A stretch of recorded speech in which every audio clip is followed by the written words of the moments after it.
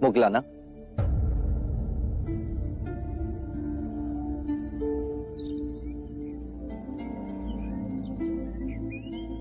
इस विषाद का कारण?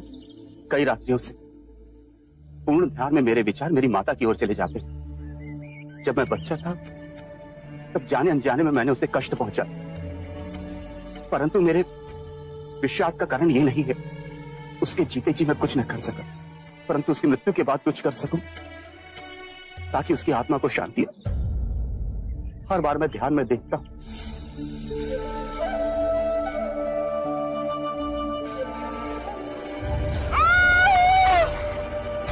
माते, इस दृष्टांत ने मुझे बहुत व्यथित कर रखा है बुद्ध। इसका क्या अर्थ है? मुगलाना, जब तुम्हारी माताश्री जीवित थी तो क्या उन्होंने बुरे कृत्य किए थे? वचन से, कर्म से, विचारों ने। मेरी माता ने सिर्फ कांटे ही बोए। मैं अपनी माता के दुष्परिणामों को कैसे पलट सकता हूं? जैसी भी थी तो मां ही। मैं उस मां के ऋण को कैसे चुकाऊं? अपनी करुणा से मुझे कोई राह दिखाइए। तुम्हारी माता के दुष्प्रवृत्तियों के बाद भी उनके प्रति तुम्हारा स्नेह देखकर मैं अति प्रसन्न हुआ मुगलाना। माता पिता का ऋण तो आकाश के समान है, दिन हो या रात, हर मनुष्य को उस ऋण का सदैव स्मरण होना चाहिए। माता पिता को सच्ची श्रद्धांजलि है कि अपने जीवन को आनंद और संस्कार से जियो, सत्कर्म करो और अपने पुण्यों को माता पिता को समर्पित कर दो। तुम्हारा जीवन तो ऐसा ही है मुगलाना। तुम सेवा, समर्पण, शांति का आदर्श जीवन जी रहे हो। यदि तुम अपने पुण्यों को अपने माता पिता को समर्पित करोगे तो उनके पाप भी कम हो जाएंगे। धन्य हुआ मैं। पवर्ण दिवस पर तुम और संघ के सभी भिक्षु तुम्हारी माता के रूपांतरण के लिए प्रार्थना समर्पित करेंगे।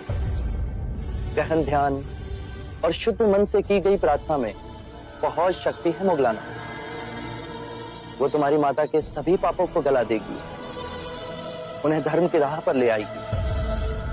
हम एक मुक्ति समारोह करेंगे जहां संघ के सभी भिक्षु अपने माता पिता के रूपांतरण के लिए प्रार्थना करेंगे, चाहे वो जीवित हो या मृतक। करुणा के सागर है, सबके लिए निरंतर चिंतन। एक दिया असंख्य दियों को प्रज्वलित करता है मुगलाना। उससे दीपक का प्रकाश घटता नहीं अपितु और बढ़ता है। आनंद बांटने से बढ़ता है।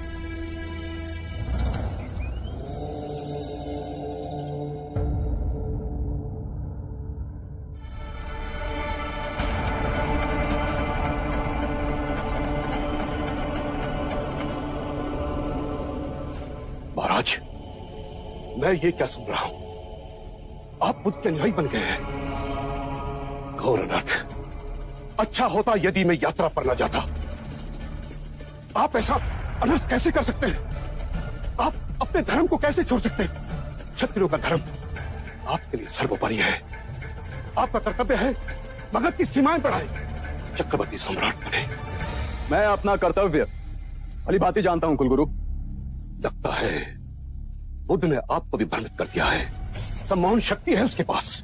आपके पिता की तरह आपको भी भ्रमित कर रहा है। कृपया कर बुद्ध पर झूठे लांछन ना लगाएं।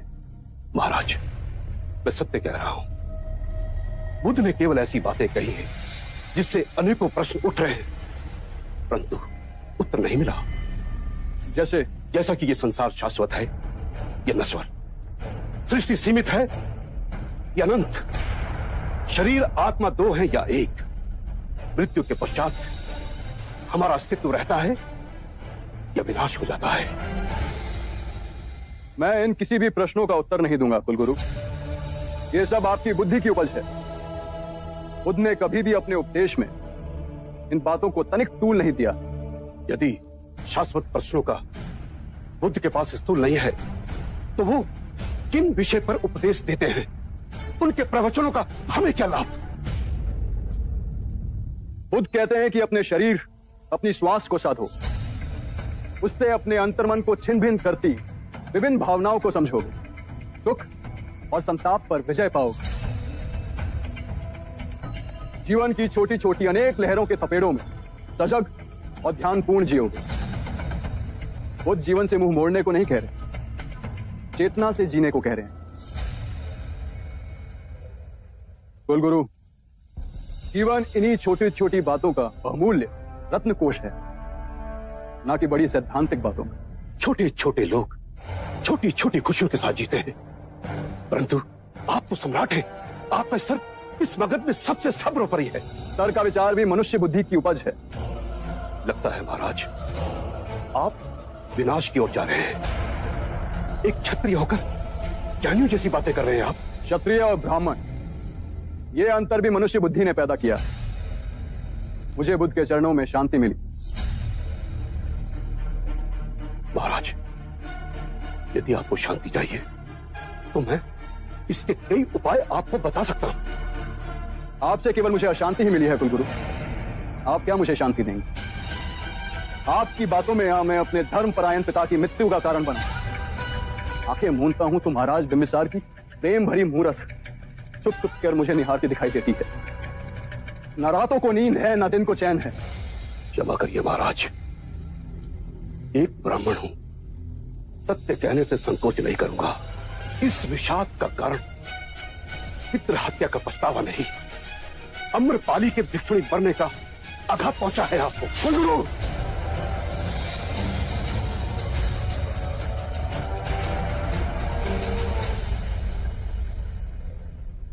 लगता है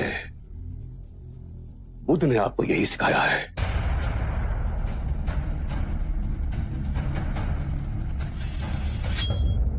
मगध के लोगों को आपसे बहुत सारी आशाएं थी, परंतु आप हमारा ही दमन कर रहे हैं। चलिए ऐसा ही सही, हम इसके लिए भी तैयार हैं।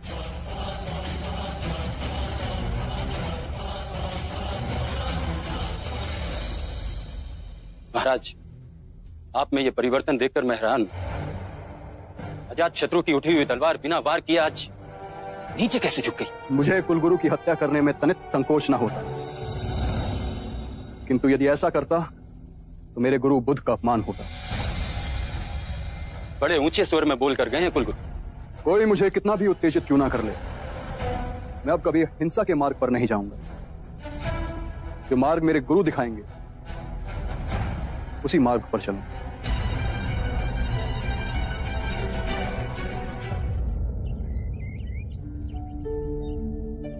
बुद्ध,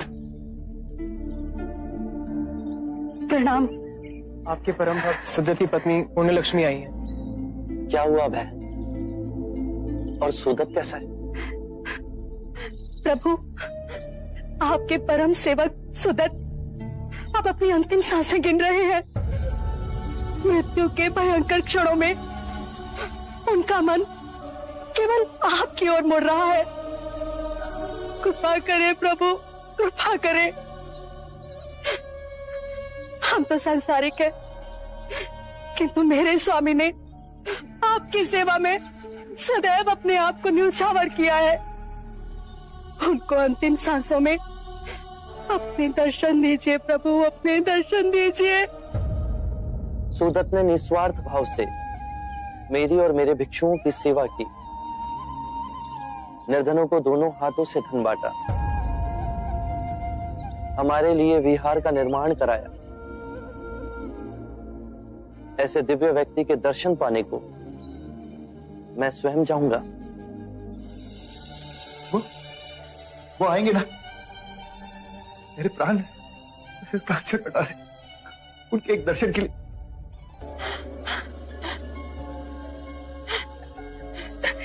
देखिए तो, स्वयं बुद्ध आए हैं।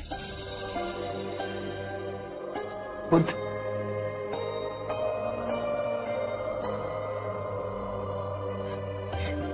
आप आ गए।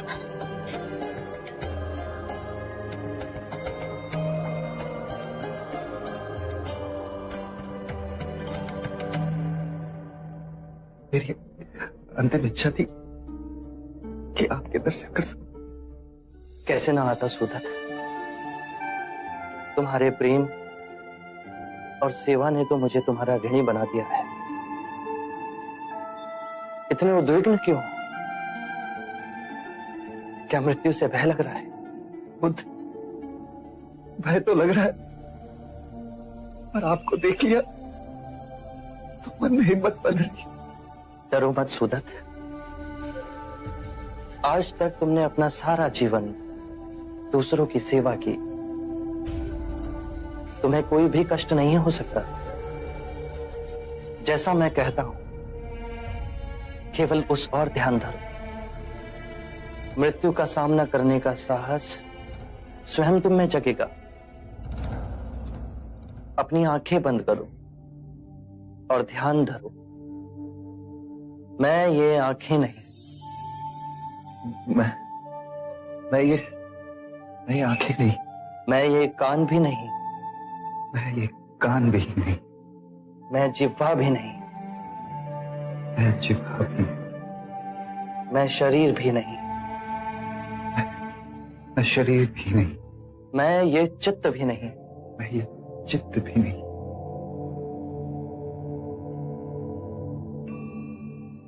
ध्यान नहीं लग रहा? ध्यान केंद्रित करो सुदत।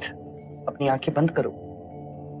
जो मैं देखता हूं वो मैं नहीं, जो मैं सुनता हूं वो मैं नहीं, जो गंध आ रही है वो मैं नहीं, जो स्वाद, स्पर्श, विचार उठ रहे हैं उन सब में भी मैं नहीं। जो मैं देखता हूं वो मैं नहीं, जो मैं सुनता हूं वो भी मैं नहीं, जो गंध आ रही है वो भी मैं नहीं, जो स्वाद, स्पर्श और विचार उन सब में मैं नहीं। मैं ये दृष्टि नहीं, ध्वनि नहीं, सुगंध नहीं, विचार नहीं, स्वाद नहीं, मन नहीं, सुगंध नहीं, स्पर्श नहीं, मन नहीं। आगे बोलिए बुद्ध। मैं पृथ्वी तत्व नहीं, मैं आकाश भी नहीं, मैं वायु भी नहीं, मैं जल भी नहीं, चेतना तत्व में भी मैं नहीं। कोई तत्व मुझे जकड़ नहीं सकता। जन्म और मृत्यु मुझे छू नहीं सकती। जन्म और मृत्यु मुझे छू नहीं सकते। मैं मुस्कुराता हूं क्योंकि ना मैं जन्मा हूं, ना ही मैं मर सकता हूं।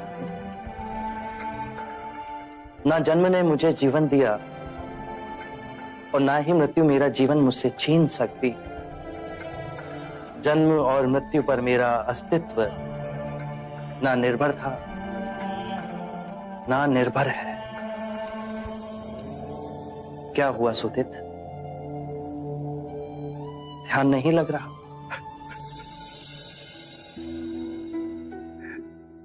ध्यान तो लग रहा है प्रभु। आपके एक शब्द उसकी बूंद की तरह मेरे अंतर मन में गिर रही। मैं तो केवल इसलिए रो रहा हूं कि इतने वर्ष मैं आपके समीप रहा, आपके दर्शन पाए और अंतिम समय में आपके वचन समझने का मुझे अवसर मिला।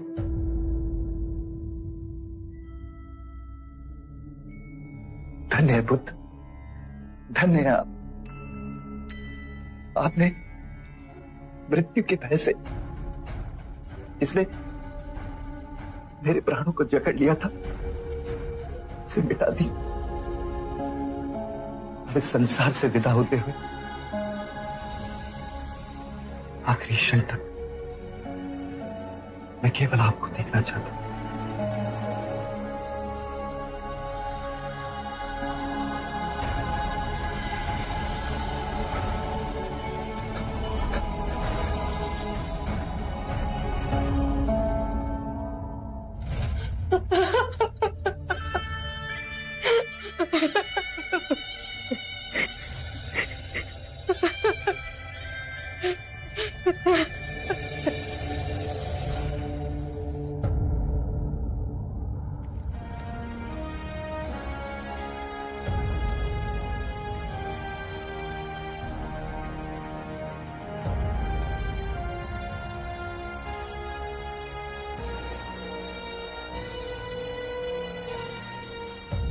महाराज, ये दोनों व्यापारी आपके समक्ष एक विनती लेकर आए।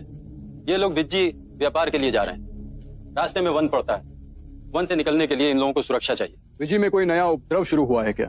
हाँ महाराज, पिछले कुछ माह से छोटी छोटी टुकड़ियों में लुटेरे आते, चाकू कटार से वार करके यात्रियों का माल लूट लेते और जंगल में ओझल हो जाते। उसके कुछ ही दिनों बाद वही लूटा हुआ माल विजी की मंडियों में ले जाकर बेच दिया जाता है। सेनापति एक कार्य करो, हमारे कुछ गुप्तचरों को साधारण नागरिक की वेशभूषा में विजी में भेजो। उनसे कहो कि वो वहां इस टोली के गठन की सभी सूचना एकत्रित करें। हम सही समय पर उन्हें पकड़ दंडित करेंगे। जो आज्ञा महाराज। इस कार्रवाई में थोड़ा समय लगेगा और आप निसंकोच विजी जाएं। आपके साथ हमारी सेना की सुरक्षा रहेगी। हमारी सेना को आपके साथ देख वो आप पर आक्रमण नहीं करेंगे। सेनापति, हमारे 2 सेना नायक सेना बल की 2 टुकड़ियां लेकर इन व्यापारियों के साथ जाएंगे।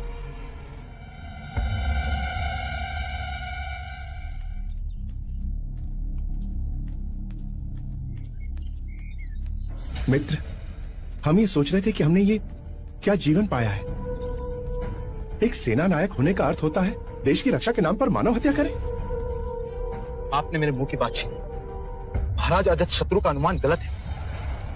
विजी के लुटेरे बहुत बेधड़क हैं। वो हमें देखकर भय से डरकर भाग नहीं जाएंगे। वो अपनी सत्ता जमाने के लिए हमसे युद्ध लड़ेंगे और हमें ना चाहते हुए उनका वध करना पड़ेगा। इसके पश्चात ये व्यापारी धन कमाने के लिए जुट जाएंगे और मानव हत्या के पाप का बोझ ढोने के लिए हमें छोड़ दिया जाएगा। सत्य कहा आपने मित्र। अब हमें ये पाप का बोझ उठा के लगता है पूरा जीवन व्यतीत करना पड़ेगा। मृत्यु के पश्चात हमें स्वर्ग नहीं नर्क मिलेगा। महाराज ने तो मुक्ति का मार्ग खोज लिया है और स्वयं बुद्ध के अनुयायी बन बैठे। इतने सारे पाप करने के बाद भी वे मुक्ति के मार्ग पर चल पड़े हैं। तो क्या हमें मुक्ति नहीं मिलेगी? सत्य कहा। महाराज ने तो पंचशील के सिद्धांतों का पालन कर अहिंसा का मार्ग अपना लिया और हमें हिंसा के मार्ग पर भेज रहे हैं। आप अपनी जगह सही हैं, पर जब तक हम सैनिक हैं, हम महाराज की आज्ञा का उल्लंघन नहीं कर सकते। ये देशद्रोह कहलाएगा। इसलिए हमें कोई और मार्ग ढूंढना पड़ेगा जिससे हमें मुक्ति मिल सके। एक मार्ग है, यदि हम बुद्ध के अनुयायी बन जाएं, तो कोई हमें हिंसा के मार्ग पर जाने के लिए विवश नहीं करेगा। ये सही रहेगा। आज ही हम दीक्षा लेकर भिक्षु बन जाएंगे ताकि आने वाले जीवन में हमें भी मुक्ति मिल सके। चलिए।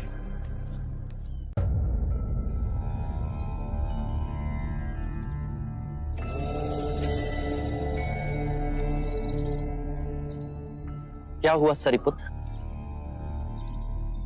क्या मैं चिंता का कारण जान सकता हूं? बुद्ध, मेरी मां बहुत दिनों से अस्वस्थ है। मेरे गांव नाला में उसकी देखभाल करने वाला कोई नहीं।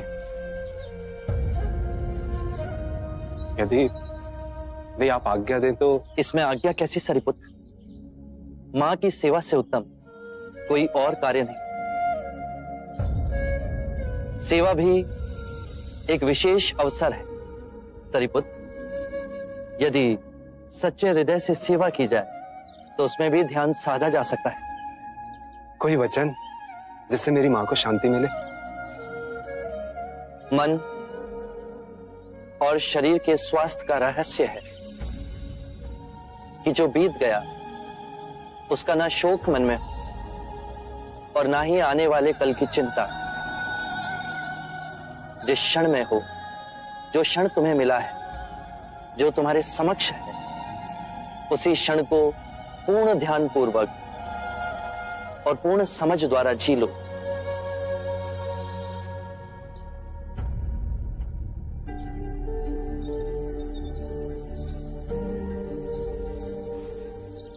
ऐसा प्रतीत हुआ कि आपसे बहुत दूर जा रहा हूं।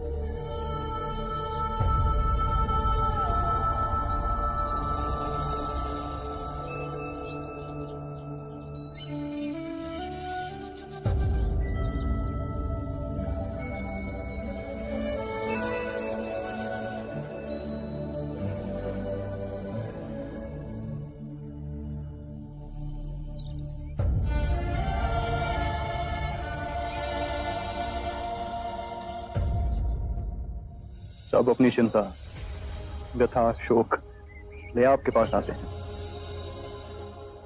आप इन्हें धीरज बांधते थकते नहीं। यदि तुमने पूर्ण हृदय से स्वयं से प्रेम किया है तो तुम किसी को दुखी नहीं देख सकोगे। बुद्ध, बहुत से ज्ञानी देखे पर आप सा कोई ना देखा। अजातशत्रु, चाहे जितनी भी धार्मिक पुस्तकें पढ़ो, उन्हें चाहे जितना भी कंठस्थ करो, यदि वो तुम्हारे जीवन के कृत्य ना बने तो सोचना कुछ नहीं हुआ। तुम भी किसी दुविधा में दिख रहे हो अजातशत्रु। बुद्ध, आप तो मन की बात पढ़ लेते। मगध के कुलगुरु ने अपना पूरा जीवन देश को समर्पित कर दिया। उनकी सहायता मगध के लिए आवश्यक है, परंतु तुम मेरे अनुयायी बने, इससे वो क्रोधित है। जी बुद्ध, हम एक मत से कार्य नहीं कर पा रहे। मगध के कुलगुरु और मगध के ब्राह्मणों के साथ मेरे संबंध में कटुता आई। ये मतभेद बढ़ते गए तो दो बातों की लड़ाई में मगध की प्रजा व्यर्थ ही पिस जाएगी। यदि तुम्हारे अंतर में मतभेद को मिटाने की आस्था है तो मेरे पास एक उपाय है अजातशत्रु। कृपया बताएं। पहला, दोनों पक्ष आमने सामने बैठ सबके समक्ष ये बताएं कि विवाद क्या है। दूसरा, याद करें जब द्वंद्व उठा तो वो शुरू कहां से हुआ था, और दोनों ही पक्ष ध्यान में जाओ उन बातों को याद करें और फिर शांति से एक दूसरे को सुनाएं। तीसरा, हाथ नहीं मन के भाव उपजें कि इस झगड़े को कैसे समाप्त किया जाए। चौथा, यदि कोई भूल हुई है तो सर्वप्रथम स्वयं की भूल को स्वीकार कर खुद को क्षमा करें। अपनी भूल स्वीकारने से हम दूसरों को समझने की चेष्टा में पहला पग उठाते हैं। सत्य कहा बुद्ध।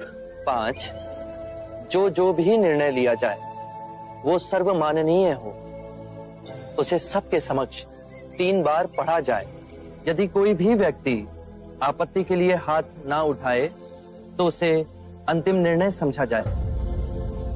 6, जो सर्वमाननीय है उस पर दोनों पक्ष पूर्ण मन से चल एक दूसरे से मैत्री करें। 7वां, जब हमारे कपिलवस्तु में किसानों में झगड़ा होता है तो उनमें जो सबसे वृद्ध किसान है, जिसका सब सम्मान करते हैं, आदर करते हैं, वो कहता है शत्रुता समाप्त करो, मिट्टी डालो, पुआल डालो। ये बहुत सूचक है अजातशत्रु। मिट्टी डालने से अग्नि बुझती है, कीचड़ पर पुआल डाल उस पे चल रास्ता बनाया जा सकता है। एक दूसरे के समीप आने का कितना सुंदर उदाहरण है ये। बुद्ध, आपके ये सूत्र विश्व में शांति की क्रांति लाएंगे। जब जब धर्म का विघटन होगा, जब जब दो पक्षों के हृदय में दीवार खड़ी होगी, आपके ये वचन उस दीवार को ढहा देंगे। मैत्री और सामंजस्य विकसित होगा।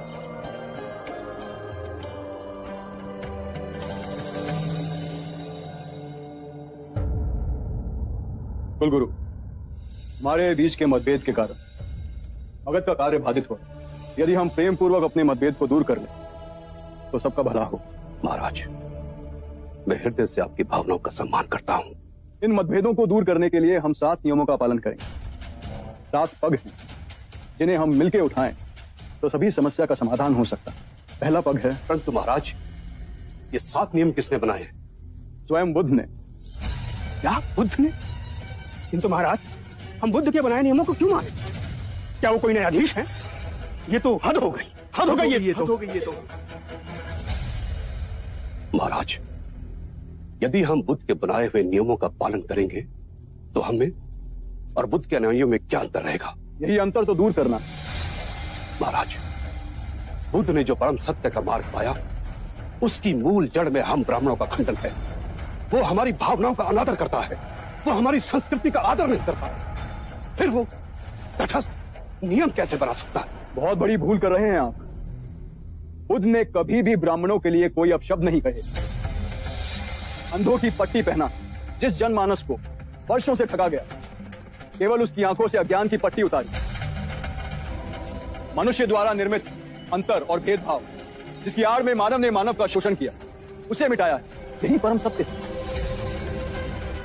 आप सब धन और ऐश्वर्य में जी रहे हैं, इससे पहले कि आप बुद्ध की गरिमा पर उंगली उठाएं, मैं आपको यह बता दूं कि मैंने स्वयं अपना राज मुकुट बुद्ध के चरणों में रखा था,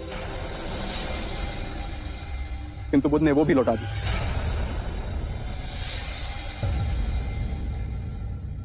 सत्ता की, बल की लालसा बुद्ध को छू नहीं सकती, वैसे ही जैसे दुर्गंध भरी वायु बुद्ध के समीप नहीं आ सकती। वो राजाओं के राजा हैं जो सब त्याग निर्धन बने, उनमें अधिक आत्मिक शक्ति है कि हम सब में।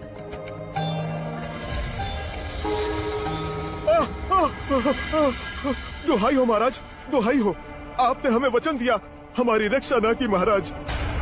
व्यापार के लिए वीजी जाते हुए हमें लूटा गया, हमें मारा और जख्मी भी किया गया महाराज। किंतु आपकी सुरक्षा के लिए हमने सेना की टुकड़ी भेजी, पर आपके सेना नायक हमारी सुरक्षा के लिए नहीं आए महाराज। केवल 5 सैनिक हमारी तरफ से लड़े और वो भी उन लुटेरों ने मार दिया उन्हें। सेनापति जी महाराज, ये क्या सुन रहे हैं हम? हमारे आदेश का उल्लंघन हुआ है। क्षमा महाराज, हमें भी इस सदन से पहले ही ये समाचार मिला कि हमारे दोनों सेना नायक दीक्षा लेकर भिक्षु बन गए। जब मैंने उनसे कारण पूछा तो उन्होंने कहा कि हम भी अपने महाराज अजातशत्रु की तरह पंचशीलता का पालन कर अहिंसा के मार्ग पर चलना चाहते हैं। महाराज, यदि हमारे सैनिक साधु बनते रहे तो घोर कष्ट आ जाएगा। मेरा बुद्ध से व्यक्तिगत कोई विरोध नहीं है, बस यही कारण है। बुद्ध को क्षत्रिय होकर ब्राह्मण बन गया। यदि क्षत्रिय ब्राह्मणों का आचरण करेगा तो सारी व्यवस्था तहस नहस हो जाएगी। सेना के सैनिकों को कैसे दीक्षा दे सकता है वो? भविष्य की तरफ देखिए। यदि ये मगध के सारे सैनिक भिक्षु बन जाएंगे तो मगध की रक्षा कौन करेगा?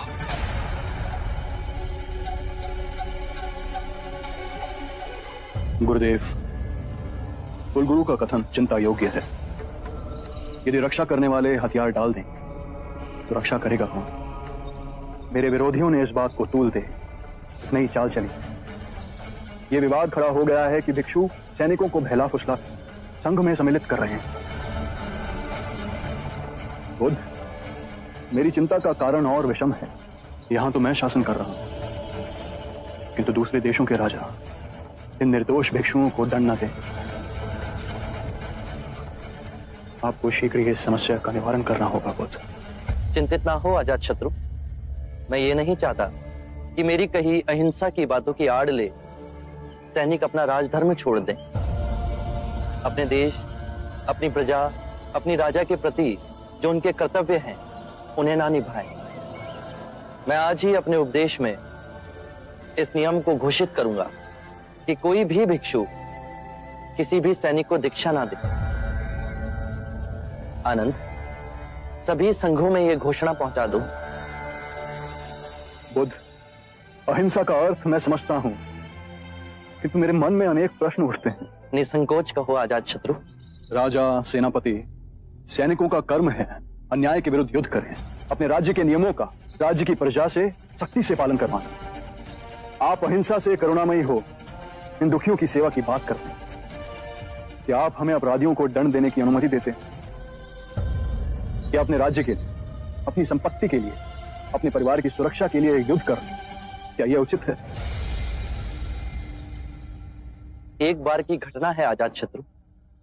एक गांव में एक विषैला सर्प था। न जाने वो कितने लोगों को काट मृत्यु के घाट उतार चुका था। सभी गांव वाले उससे बहुत भयभीत थे। वो जिस वृक्ष के तने में रहता था वहां बच्चे खेलने से भी डरते थे। एक बार ऐसा हुआ, एक भिक्षु वहां से गुजरा और उस वृक्ष की छांव में विश्राम करने के लिए बैठा। सांप उसे काटने के लिए बाहर निकला तो भिक्षु को उद्विग्न ना होते हुए देख सर्प अचंभित हुआ। भिक्षु ने उसे उपदेश दिया कि तुम्हारे काटने से, तुम्हारे लोगों को क्षति पहुंचाने से उन्हें बहुत पीड़ा होती है, उनके प्राण भी चले जाते हैं। सर्प में वैराग्य जागा। उसने निश्चय किया कि वो किसी को क्षति नहीं पहुंचाएगा, किसी को नहीं काटेगा। और सर्प को अहिंसक देख गांव में लोग धीरे धीरे निर्भीक होने लगे। कोई उसे छेड़ता, बच्चे अकारण ही उसकी पूंछ पर अपना पैर रखते, लेकिन वो किसी को क्षति नहीं पहुंचाता था। बच्चे उस पर पत्थर फेंकते, किंतु फिर भी वो पलटकर वार नहीं करता था। भूख और पीड़ा से वो क्षीण हो गया था। रात्रि में कुछ कंकर पत्थर खा लेता और अगले दिन आक्रमण का सामना करता।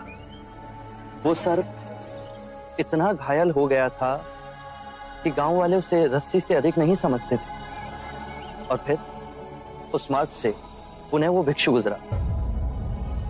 जब उसने सर्प की ये दुर्दशा देखी तो वो बहुत दुखी हुआ।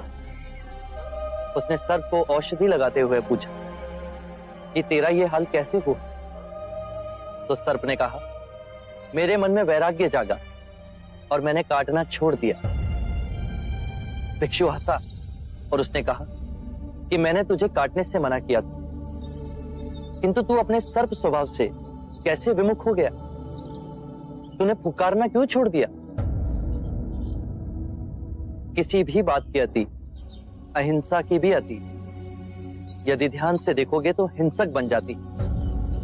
दोषियों में तुम्हारा भय होना चाहिए, उन्हें उनके अपराध का दंड भी मिलना चाहिए, किंतु ध्यान रहे, न्याय देने वाला अपनी निजी कटुता के कारण उसे दंड ना दे, अपितु दोषी को उसके दुष्कर्मों और उसके अपराधों का दंड मिलना चाहिए। यदि क्रोध, लोभ, ईर्ष्या बीच में आए तो वो न्याय ना होगा। बुराई को भलाई से जीतो। यदि बुराई भलाई पर हावी होने लगे तो मनुष्यता का नाश होगा। यदि बुराई को परास्त करने के लिए युद्ध भी करना पड़े तो वो भी करो, किंतु उस युद्ध के कारण तुम स्वयं ना बनो। यदि करना पड़े तो केवल निमित्त मात्र ही करो। बुद्ध, आपके इतने सुंदर और महिमामयी वक्तव्य ने मेरे हृदय से सभी अंधकार को दूर कर एक नई ज्योत प्रज्वलित की है। धन्य हुए भाग्य मेरे जो आप मेरे जीवन में पधारे। आरंभ हो गई निर्वाण प्रथा, सुनो सुनो ये बुद्ध कथा।